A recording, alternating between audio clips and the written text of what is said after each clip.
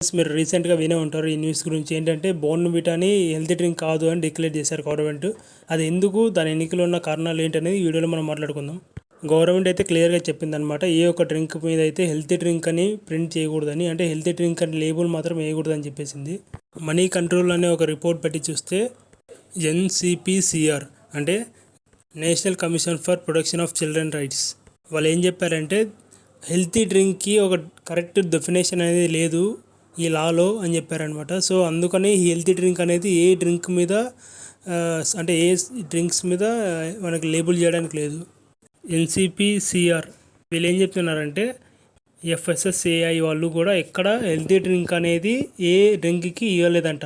అంటే ఏ డ్రింక్ మీద healthy drink ఇదని వాళ్ళు ఎక్కడ చెప్పలేదు. సో మీరు అలాగా ఎందుకు వేసుకుంటున్నారు అనేది వీళ్ళ క్వశ్చన్ అనమాట.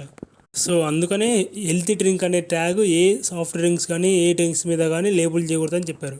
సో ఫుడ్ సేఫ్టీ అథారిటీ వాళ్ళు ఏం చెప్పుకొచ్చారంటే ఏ డ్రింక్స్ పైన కానీ ఏ ఎనర్జీ డ్రింక్స్ పైన కానీ హెల్తీ డ్రింక్ అనే లేబుల్ మాత్రం వేయకూడదు. ఎందుకంటే ఏవి హెల్తీ డ్రింక్స్ కాదు, జస్ట్ ఒక వాటరు ఒక ఫ్లేవర్ యాడ్ చేసిన డ్రింక్స్ మాత్రమే.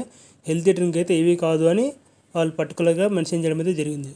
సరే అదంతా సరే అన్న, కానీ బోర్న్‌విటాకి ఎందుకు దీనిలో వచ్చేసింది పేరు అంటే దానికి సమాధానం మాత్రం ఒక ఇన్ఫ్లుయెన్సర్ వల్ల ఈ బోర్న్‌విటాకి పర్టికులర్గా టార్గెట్ అయితే చేయడం జరిగింది.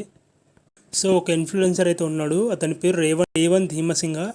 ఇతను ఒక సోషల్ మీడియా ఇన్ఫ్లుయెన్సర్ అనమాట. సో ఇతను ఏం చేస్తాడంటే ఇలాగే హెల్తీ డ్రింక్స్ వాటి అవేర్నెస్ గురించి అలా ఈ వీడియోస్లో ఇలాగే హెల్తీ డ్రింక్స్ గురించి తన ఇన్స్టాగ్రామ్ ఛానల్లో అక్కడిక్కడ పోస్ట్ చేస్తుంటాడు అనమాట. సో వాటి గురించి అవేర్నెస్ తీసుకొద్దామని. అలాగే 4-5 కంపెనీల మీద కూడా ఈయన ఇలాగే ఒక వీడియో చేశాడు. కానీ దానిలో ఒక 2-3 కంపెనీలు ఆయన మీద లాలో కేసు అయితే వేయడం జరిగింది. అందులో భాగంగా మొన్న ఏప్రిల్ 1 ఒక వీడియో అయితే చేశాడనమాట. అది బోర్న్‌విటా గురించే. అంటే బోర్న్‌విటాలో హై ఆర్టిఫిషియల్ షుగర్ ఉండడం, అలాగే బోర్న్‌విటా గురించి ఒక వీడియో చేశాడు. ఆ వీడియో చేయకముందుకు అతనికి 1000 ఫాలోవర్స్ ఉంటే ఆ వీడియో చేశాక అతనికి 1,00,000 ఫాలోవర్స్ అయితే పెరిగారు అనమాట. సో ఆ వీడియోలో ఆ విషయం గురించి ఆయన చెప్పాడు, బోర్న్‌విటా ఎందుకు మంచిది కాదు అనే విషయం దానికి చెప్పాడు. సో దానికి సమాధానంగా బోర్న్‌విటా కంపెనీ వాళ్ళైతే లేదు మా డ్రింక్ అయితే అలాంటిదేం కాదు, ఎందుకంటే మేము ఒక రోజుకి 7.6 గ్రామ్స్ కన్జ్యూమ్ చేసేలాగే ఒక చిల్డ్రన్ తీసుకునేలాగే మేము దాన్ని తయారు చేసాము. సో అలాంటి అలిగేషన్లు అయితే మా మీద వేయొద్దని వాళ్ళైతే రిటర్న్ రిప్లై అయితే ఇవ్వడం జరిగింది. సో అలాగా ఈ బోర్న్‌విటా కేసు అనేది ఇప్పుడు చాలా ట్రెండింగ్లో అయితే ఉంది. సో ఇది వీడియో గైస్.